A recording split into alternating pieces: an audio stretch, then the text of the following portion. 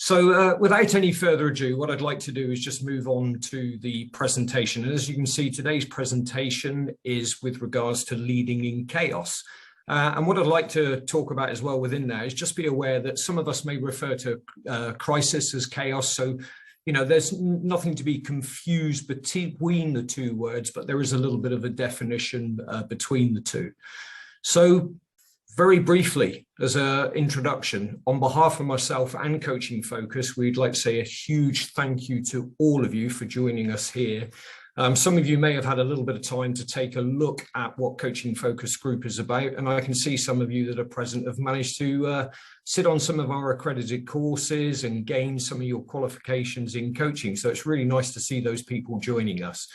We are a coaching-led consultancy with a global outreach, and as you can see there are many organizations that we've worked with, and there are many great organizations that we're working with. And not only just within the organizations, but also within individuals, but also with teams and whole departments, but organizational change as well for the whole organization. So it's really important that you understand that.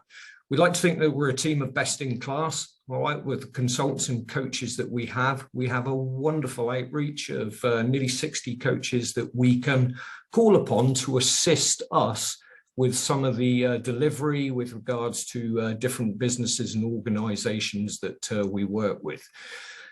As you can see, we make a meaningful impact, and that's important. You know, what are the changes that we're making, and how do we record those changes, and how do we provide that to a business to enable them to realize the difference that leadership as a coaching style is a way to move a business forward. And I would say to all of you at this moment in time, there is no more time relevant than where we sit at the moment. And I'll take a little bit of look at what's occurring within the world and the chaos and some of the crises that we face that requires us to be very dynamic with our leadership style. And within that leadership style, coaching is hugely impactful. Absolutely, to enable you as an organization or as team leaders, as a people, to get the very best out of the people that work with you. Because our default setting should always be that there's more potential.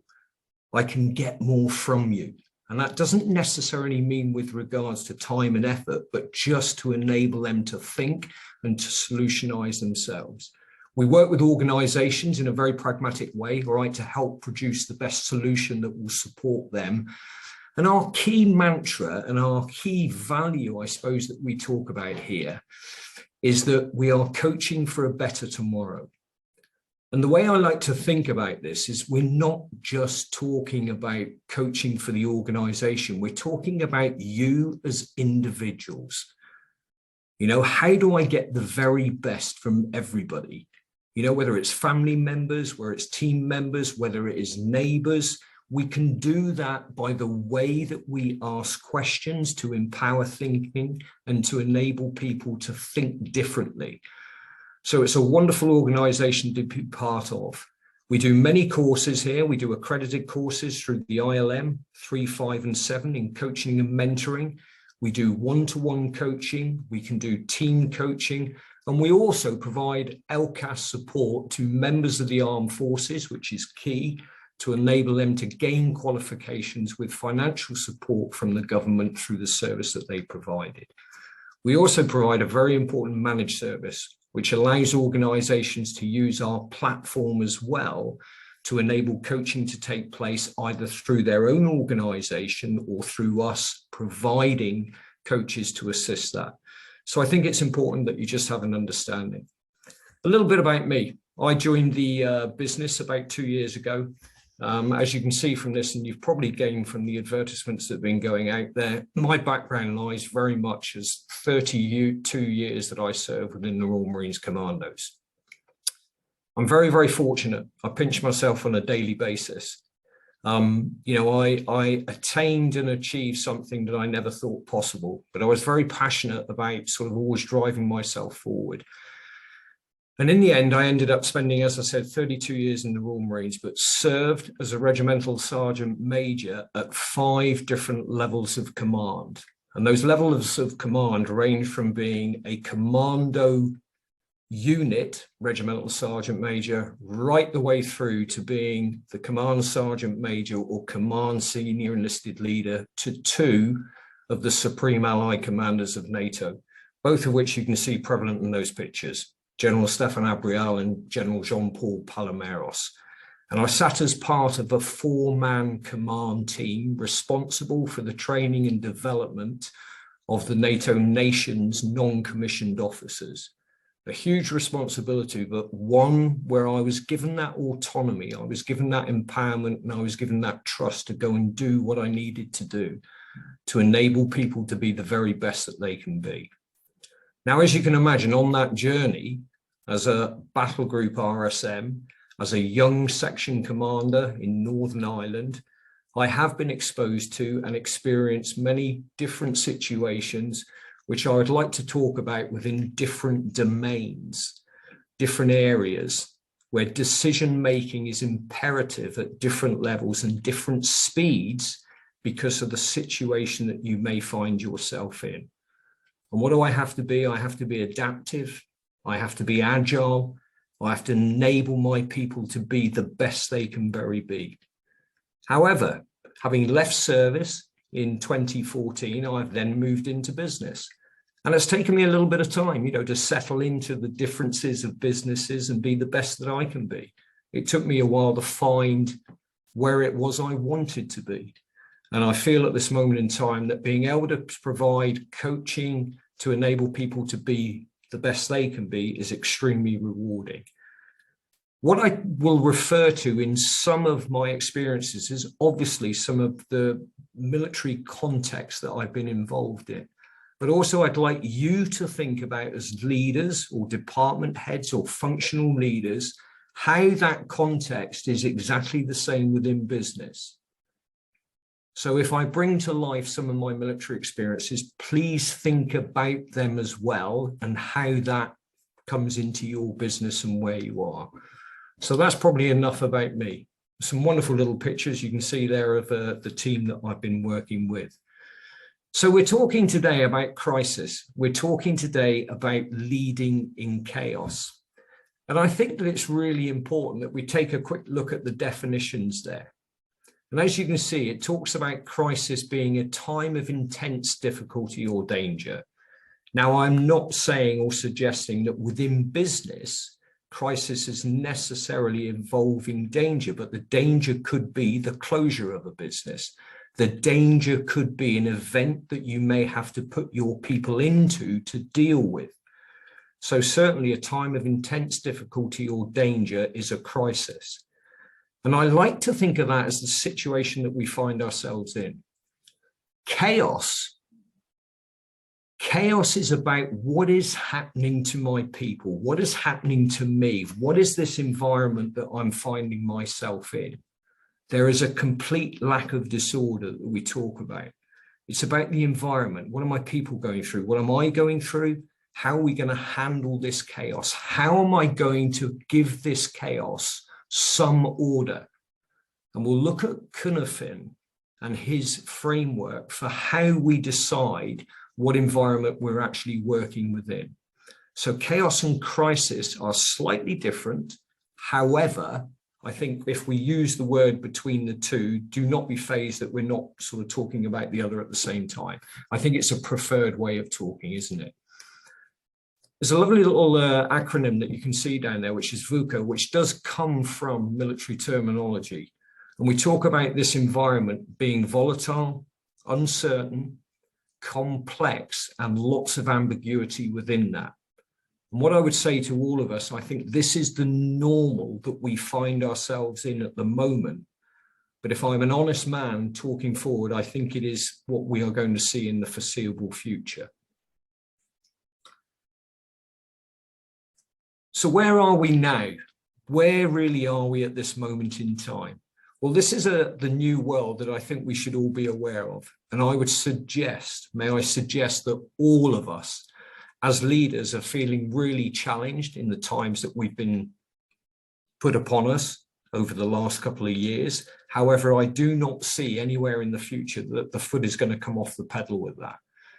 And I think we probably all recognize these different areas that we've seen. You know, we talk about the fourth industrial revolution that's taking place. I think what's key, though, is that we have been through some very uncertain times, whether we talk about the global pandemic with COVID. I doubt whether there's one of us here that did not see change take place.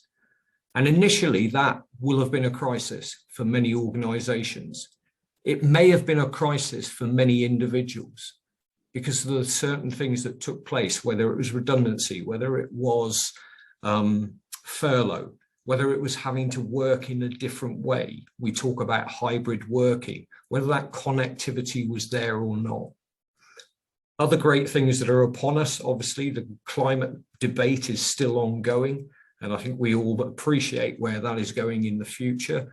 Certainly for me as an individual, and I would suggest for every one of the people that are working with you, there is a cost of living crisis, no matter where you live. You know, the pound in the UK will not give me as much as it used to, and I have to manage that. And I think what's key for you as leaders is understanding that context that sits around every individual, because how does that make them show up? Where do they feel they are? What are they presenting? What am I understanding from my conversations or the body language that I'm seeing, the tone of voice that they may be using? So there's many different contexts that are affecting the way our people, our followers, or us as leaders or as organizations are having to work. That is the reality of the world at this moment in time. And a large one, of course, for us here in Europe is the war that takes place in the Ukraine and the effect that has had. You know, I know personally, you know, that my own family members are dealing with people that are involved within that. And it puts huge amounts of pressures onto them. So please be aware as leaders of what's taking place. And I would suggest to all of you, it's really important that you take time to look. And there's a wonderful analysis out there, a very simple analysis called the PESEL analysis. As a leader, I would say to you, please take a look at this every 4 months, every 6 months. And it talks into the political, economic, social, cultural, technology, legislation, and the environment. If you look at those key areas, it will give you an idea of what may be on the horizon. I had a wonderful SF commander that said to me, Mark, stop looking at the bow wave, get your head up. There's a tidal wave on the horizon. And he was very, very exact and true. And what I would say is that, yes, for all of you as leaders or team leaders, whatever that may be, take a little look at that now and again. It's a very, very useful tool. Leaders are saying they are more challenged now than they've ever been. They're actually saying that they're not enjoying leading. I will say to you now that leading is a privilege, all right? But it comes with a lot of responsibility. So hopefully what I'm going to give you this afternoon is a couple of tools, a couple of frameworks, which maybe will help you work through this crisis or through the chaos that we find ourselves in at this moment in time. And there can be further discussions to be had afterwards if anybody wishes to, with follow-up. So what I want to think about here is what are the considerations for leading in crisis? And there's a couple of pieces I want to talk about. You know, I want to take a look at the art of dealing with crisis, the forces of crisis, which have been very eloquently put together by a gentleman by the name of Joseph Pfeiffer. And if there is anybody present from the National Fire Chiefs, you may have heard of him. Joseph was the very first fire chief on the site at the 9/11 disaster. And what he's done is very wonderfully put a great paper together, which talks about his ability to manage something like that, his ability to lead through that crisis. He then followed that up with Hurricane Sandy. So for me, I personally regard the experiences that he's had, and I can see what he talks about and how that has affected me during my time in my career and what I've been able to use. So he talks about adapting to extreme events. And what I don't want you to think about is that I don't have extreme events in business, because you certainly do.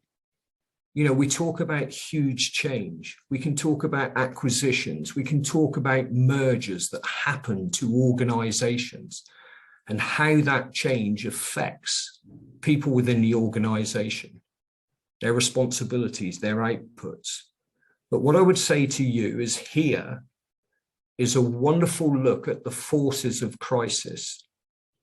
And what you need to understand and appreciate is that if you take a look at these different forces, you can work with them to be the very best that you can. So the 5 forces he talks about here is the physical force. And please do not be put off by the fact that it says they're the threat environment. All right, because if we take COVID, that was an environment full of threat that our organizations faced. So the physical environment is key. The psychological piece, what's happening to my people, what's happening to me, what am I thinking about, what are my emotions, what is the context of where I am. The social piece, and I will talk into the social piece with regards to an incident that I had to lead through when I was a young 26-year-old man. The operational context and even the political. And by political, I can talk into the different agencies that may be there, the different departments, functions that we will find within an organization, but they're talking about different stakeholders. So what I'd like to do, just to set the tone on this one, is just overlay an example that I can talk into that I was personally involved in. And I'm going to go back to 1989 on the 4th of April, when I was a small team leader responsible for 8 men on the ground. I had supporting elements in support in reserve.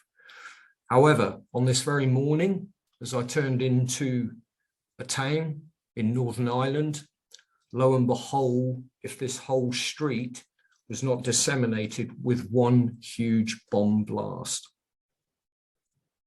Straight away, I had to change my way of thinking. I had to adapt my leadership skills.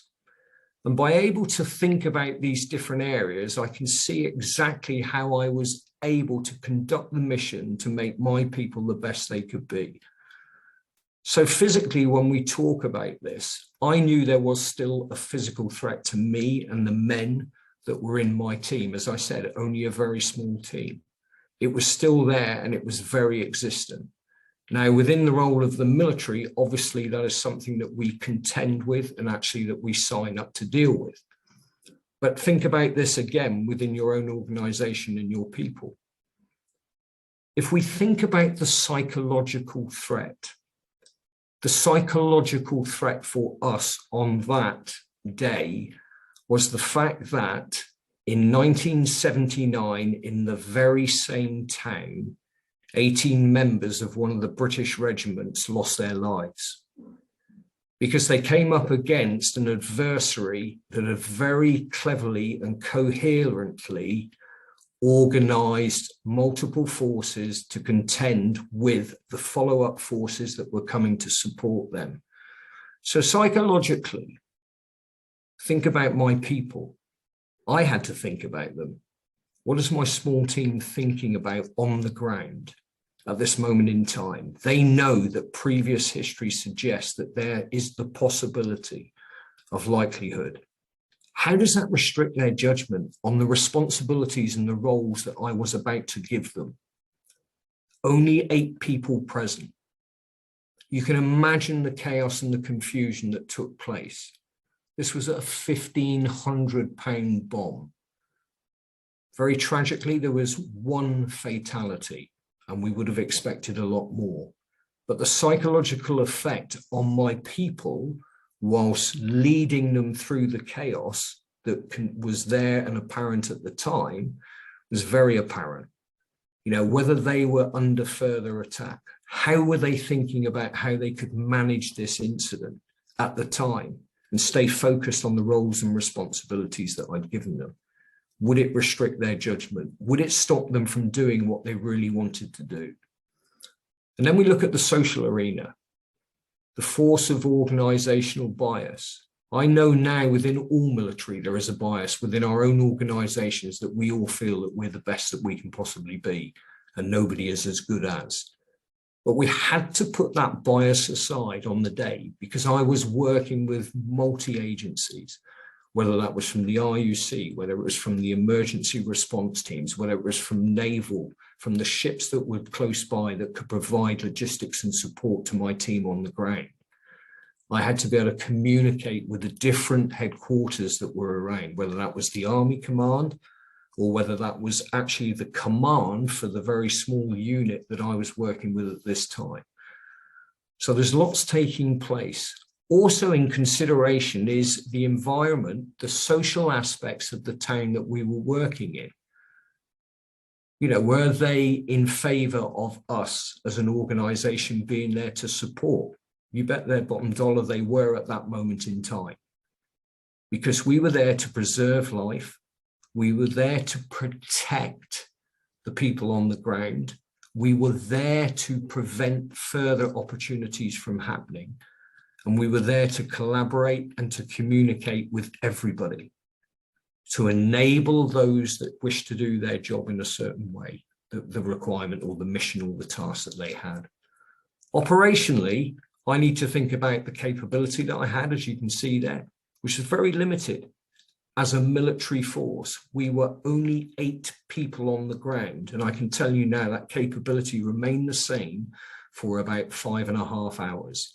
That's just specific to my team. All right. There was support from the RUC. There was support from emergency responders, but I was turned down the support that I requested close by for another team of Marines to come and join. All right. So what was the capability of all those individuals? I need to make sure that I understood that capability. What could they bring to this event that would enable us to work through this crisis? And then politically, we talk about the force of strategic rivalry. I can actually say to you that we managed to control that extremely well because there was a small team of people, but there were other key stakeholders. The police had their role. They wanted to preserve the site of incident, the scenes of crime officers. We also needed to think about the emergency services with ambulance support and for those that were caught up in the blast. I also needed to think about the key stakeholders that were on board ship that were making decisions that didn't support what it was that I needed or required at the time due to their understanding of the environment. Remember what I talked about took place originally to that. But by bringing all these together and understanding each of these different areas, it enabled me to lead a team through this crisis. And as I said, I just want you to think about how you can bring these to life in the context of the work that you are doing within your own organizations and teams. Another great way that we think about in this is that Joseph Pfeiffer talks about these 5 key elements or 4 key elements. He talks about command and control. He talks about the connection, the collaboration, and the coordination. What I want you to understand in this is that, you know, the first responsibility for us is to manage the incident. How am I going to manage that incident through my command and control? You know, how am I going to utilize personnel in a unified effort? How am I going to accomplish my goals and objectives to achieve, you know, control of the crisis that I find myself in? That takes about through good communication skills and good management skills. I'm thinking here about leveraging core competencies in my role. How am I going to leverage those core competencies? I need to communicate. I need to collaborate with those other essential teams that are on the ground. It could be a different department within your organization. It could be a different function that is providing support. I need to leverage them to support us through this crisis. And at the same time, for you as a leader, you need to be connecting and coordinating. Connect extremely quickly, especially during crisis. It says there, hastily form networks. Who are the key people that I need to speak to? Who can give me the best effect? So it's key that we work into that, hastily form networks. Flattening the command is essential in crisis. All right, what I would say is flattening command doesn't mean about making it a smaller organization. It means about stepping down from your position of leadership. You still maintain it, but get in amongst your people. Be in there with them. See what they're feeling. See what they're seeing. Hear what they're hearing. Key components. Be there with them. Experience it. So flatten the command to get amongst them. But it is also imperative that you stand back every now and again as a conductor to oversee what's taking place. You know, we talk about circulation. Put a hand on the shoulder of all your people. All right, make them feel that you are part of that team. Get into the trenches with them, so to speak. Experience what they are feeling. And also we need to collaborate, consistently collaborate. And with that, we need good negotiation skills, good decision-making skills. And I'm going to show you a decision-making system based around Affin in 2 minutes. And as you can see, amongst all of this, we've got leadership and we've got management, which envelopes around all of this. Never forget the context of everything that's taking place, whatever that context is that's existing within your environment. For us, the context was certainly, more importantly for us as a small team, what else could take place? What am I not thinking about? What am I not seeing? All right, what do I need to support me, to enable me to turn this crisis perhaps into something that may be slightly complicated? All right, I'm not going to say that you're going to diffuse it totally, but know these different areas. Manage the incident, leverage core competencies, form networks very quickly, and try to flatten the command structure.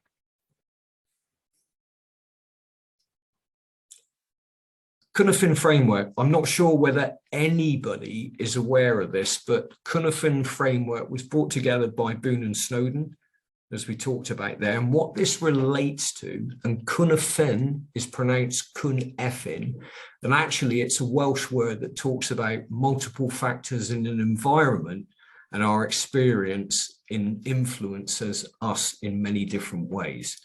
So it's a large piece, but the Affin Framework is, I know, being used by the military as well at this moment in time.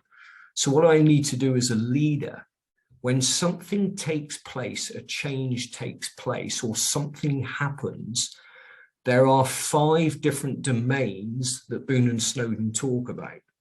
And I'm just going to point to the very first one in the middle there, which is disorder. And the way you deal with disorder totally is that you break down the constituent parts that make up that disorder. And what you try to do is to put them into the other domains. So you would work within something, okay, this is a complex problem. This may be a complicated piece within this disorder that's taking place, so that people can work in it in the ways that you can see on these slides here. So the domain that we're talking about here today is, how do we deal with that chaotic piece? All right, the chaotic domain that we find ourselves in at this moment in time. All right, and the first thing is that we act. We try to diffuse that situation immediately with immediate speed and response. It is speed versus time. If I think of this as a sinking ship, if me putting my finger into the side of that ship to fill and plug that hole to stop the water coming in is my immediate response to stop the ship from sinking, then I've done something. I'm not going to be able to keep my finger there for that amount of time. I am now going to start to sort of sense and respond in different ways by bringing teams, bringing organizations, bringing expertise together to diffuse that chaotic situation. What you will see is common amongst all of these is the sense and respond, but there is an action that takes place within each of these. A simple problem for us, a simple domain is where we know what the problem is, and I could talk into an incident this morning and we're able to achieve a decent outcome fairly immediately because of the processes that are in place. We talk about it there as being best practice. You know, I opened a session this morning of which I could see there was only 2 people present. There should have been 8. So what happened to the other 6? Well, very speedily, somebody within my organization as the administrator was able to recognize that they were being blocked from joining the program. So what they were able to do is recreate the link, and they were given that space and autonomy to do that. And they were able to respond in a way that solved the problem. So that is a simple process of best practice. It's easy for us to overcome the sense that we find ourselves, the domain that we find ourselves in. The complicated arena is slightly different. And in the complicated arena, we seek possible expertise to support us, to enable us to respond. Because it may be that we have some different practices, but it's not resolving the issue. I talk about maybe some IT problems. We have a managed service to support our organization. Most of us will attempt to resolve that issue immediately. But when we realize it's something that we cannot overcome, then we can call upon an expert to support us. The only thing I would say with expertise all the time is we are limiting the ability of our other people to provide ideas and solutions. So please try and open up that communication with your people to allow them to have a sense of purpose and a sense of, I may be able to assist with this process. I may be able to provide more to the conversation. I may have a great idea. And as a good leader, you need to listen to that as well. Understanding that obviously, you know, you have experts that can support you, but there may be a different solution. The complex arena is slightly different again, right? Because what we're saying within that is there is an answer, but we do not know what the answer is to solve this complex problem. So what I may need to do is probe. I may need to try a couple of different things. You know, if this process that we're working to support this organization does not work, what am I going to do? I'm going to try a couple of different ideas. I'm going to collaborate with the people that I have. I'm going to bring together different ideas from different people that may find a course of action that will support us. As I said, we're going to probe into these different ideas, and I'm going to sense whether I feel this is right or wrong. And then hopefully respond in a way that is going to find a new sort of practice or a solution that will help us move from the complex into a complicated domain. What we're trying to do is remove the domains in between. We're trying to move between them all to step down to another area. And the chaotic one, as I said, where many of us find ourselves in, is we need to act immediately. So think about those. It's a novel practice. We've never done this before. Now, to work through these different ideas, I just want to take a look at John Adair's task, team, and individual. And again, this comes from a leadership in crisis paper written by Army. It's Army doctrine, but I would suggest to all of you, it's a wonderful, wonderful way for you to consider whatever situation you may find yourself in. And the first thing that we should be thinking about is the 3 different things that are involved, the 3 different domains, the task, the team, and the individual. But I would envelope around that always the context of what's taking place around it, because the context is key to enabling you to make the best decisions for the task, the team, and the individual. So let's just take a look very briefly at the task. What is it I'm thinking about? As it says here, the best things that we can do is define a purpose, plan how we're going to move forward. And as a leader, you'll need to make decisions and manage the risk that you possibly have to undertake to achieve that mission to be successful. We'll look at these in more detail in a minute. The team, really important is that I communicate, over-communicate. And I would say communication should exist within all of these different areas. I'm going to encourage challenge from the people that are within it. How do I encourage people to stand up, to provide their own ideas? Maybe sometimes what we call sort of almost a bit of disobedience that takes place because I don't agree with what you're saying, Mark. This is a different action that we should be thinking about. I need to accept that. I need to, welcome it, because it's a wonderful opportunity to think in a different way. And obviously key within that as well is that we learn from how the team has performed, how we performed as individuals. And the last piece in there is the individual. Look after your people. I would say to you that is the most important piece. Build that relationship, build that trust with your people. But you need to look after yourself as well. And you need to be a leader, because they will be looking for you for that credibility.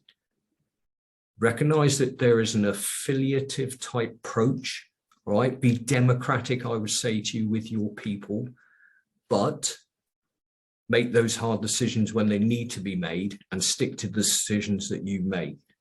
Every mission I've ever been on, I've always asked people around me, what are you thinking? Have you seen this? Have you done this before?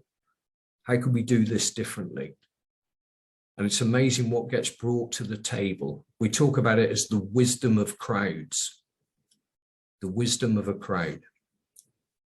And all I want to do really is just to sort of finish off briefly in here for you to take a look at the different areas that we talk about, which will help you deal with a situation. So leading in crisis, the task considerations we talk about: define the purpose as soon as you can.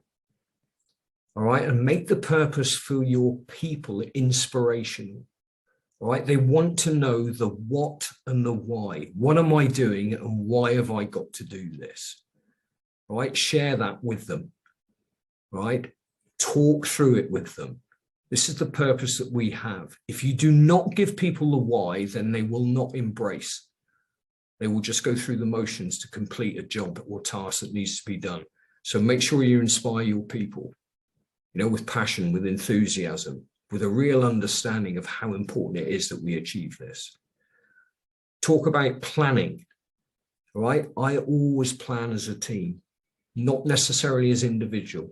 Sometimes you need to think through it yourself, but you need to make a plan, all right? As it says there, prepare to adapt, eye on the long term. One of the things we always talk about is, I think about, is no plan ever survives contact. Whatever we plan to do, it will change on the way.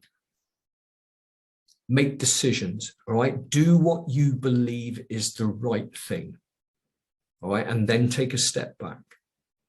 Take a look at those decisions that you've made and see how they are coming to fruition, all right? See how they are developing and be ready to make change if you need to, okay? But always own it.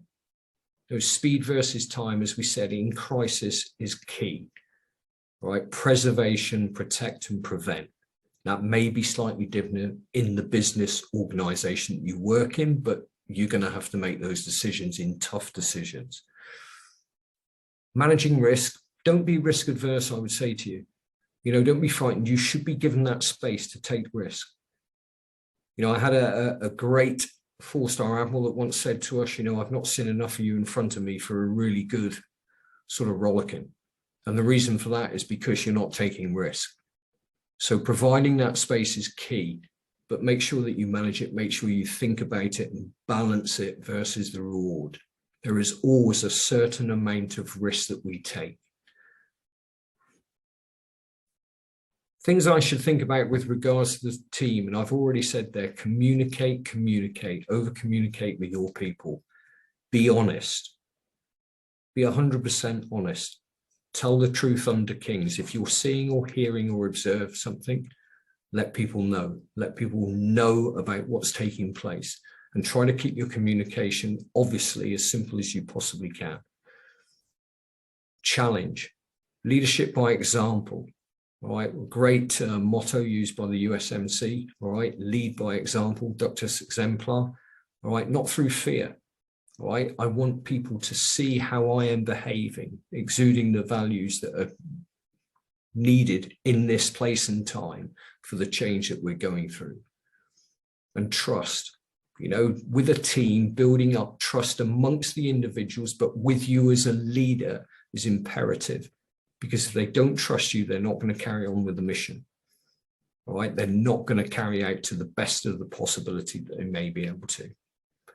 And followership talks into two different areas. It talks not only into the team following the direction of obviously the leader, but also recognizing that as leaders, you will also need to be a follower in higher command. All right, so you need to be able to engage and contribute both ways. You need to be remaining loyal to two different directions, not only to my team, but also to the people above that I am being led by. So really important that you understand that this is a two-way piece, and usually good leaders have been good followers. All right, so take that into consideration. Learning is always important. Learn from observing, step back, be in that helicopter looking down on the team. Be the eye in the room. What am I noticing? What do we not do so well? What are the team dynamics like? Where's the friction? Where's the support to each other? The communication, is it good? And when we recognize things that are being done well, all right, then we should provide that as good feedback and good practice to people. But also we should be very open with recognizing when things have not gone so well, and that we can talk through, make those changes that are required to be the very best that you can be. And the last bit in there is just with regards to the individuals. Not only are we talking about looking after your people, but we're also very much involved with looking after ourselves. Where's my emotional mind at this moment in time? How do I feel? What anxiety have I got going on? How do I turn up to be the very best that I can be? When we're being a leader, all right, be courageous. And I don't just mean physically, I mean with your morals, all right? Morally courageous as well. Walk the walk, talk the talk. Show vulnerability. I'm finding this tough. They're really key pieces for you as a good leader to demonstrate for your people. Leadership by example. As it says there, a leader in crisis sets the vision, makes difficult decisions, owns the risk, blinds the team, and cares for the people, and most importantly, inspires those that are around him to achieve or her. I'm going to leave it here for the moment because of time, but hopefully these just give you some food for thought with regards to FIFA's forces of a crisis, all right, and how we can work to sort of provide a better environment, to understand the environment, and also with regards to if we have a difficult situation or problem that we find ourselves in, how we may be able to lead through that chaos time. And then task, team, and individual, 3 areas for you to consider most importantly, and how to get the best from your people because of their understanding of the tasks that they need to do, and obviously the individuals that are present within that team. So if anybody has any questions, I'm just going to open up very quickly the Q&A.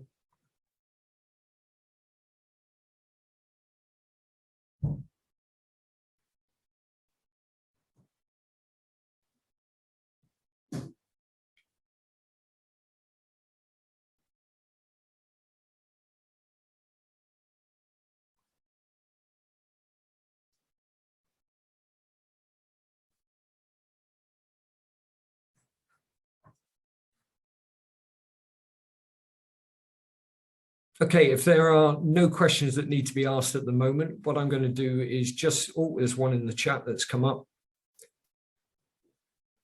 Do you have any suggestions? This is from Jane. Any suggestions on what communication channels look like when dealing with crisis? What is good communication? I think, Jane, as you've said there, and they're 2 great questions, communication is absolutely key. And communication, as I said, needs to involve, through collaboration and building those networks, everybody that is going through that crisis. And the reason that is the more information I have, the more data or material that I'm being given, the better I can build a picture to understand perhaps what it is I need to do, because I will not be seeing everything all the time. I will not know what's going on. If I take the incident that I talk about, I had people in 4 different locations that were slightly disparate, but I did not see. So the communication needed to be open. I needed to be moving amongst the people to understand that. Over communication. Laura, great question again. You mentioned over communicate, but there are situations when you think this isn't suitable. Certainly there are times, and it may be information that you need to hold and retain for a while, all right, to think of the best way to present it, all right? Certainly there are communications that I've been given that I knew that I should not pass on to my people at that time when it was given to me. I needed to understand it better. There was an interesting piece where I was once told that we need to use more courageous restraint. And I needed to understand that. I needed to go and talk to the generals and the people that were talking into this to understand what it was they exactly meant. Because I was being asked many questions from people below that were talking into this area. The command hadn't been given yet, but what did we needed to do? What did courageous restraint mean? How were my people going to respond to that? So certainly there may be sometimes critical information that a team at a senior level may need to hold. You know, we could talk about an acquisition. We could talk about the merger of a new business coming in. It could be some huge change or restructure that needs to take place. All right, we need to hold on to that for a certain amount of time, maybe before that passage of information is put up. What does best practice look like when dealing with and/or preparing for crisis in the new world of AI?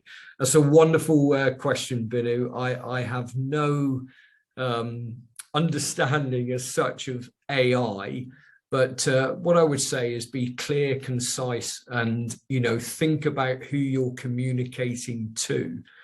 All right, with regards to how that response would take place. Unfortunately, I have no experience of artificial intelligence and how we would prepare for that. There's much that takes place, obviously.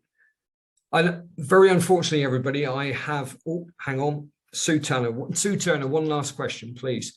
How can you develop leaders' confidence and willingness to encourage challenge and disobedience?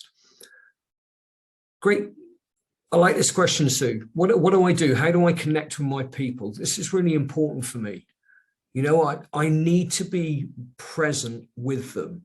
I need to provide them that space to be open and honest. How can I respond best to a situation, all right, if I am not being challenged by my people in a way that is constructive? And it should be constructive challenge.